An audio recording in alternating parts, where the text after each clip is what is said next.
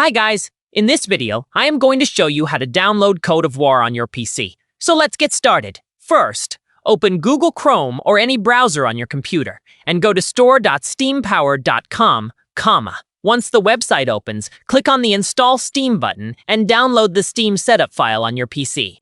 After the download is complete, open the setup file and install Steam on your computer. When the installation is finished, open Steam and log into your account. If you don't have a Steam account, you can create one for free. Now click on the Store tab and use the search bar to type Code of War. Click on the game from the search results.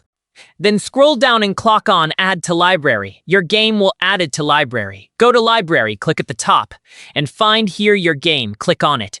And click Install and select Location, and again click Install. The game will start downloading on your PC. Once the download is complete, go to your library, click on Code of War, and then click Play to start the game.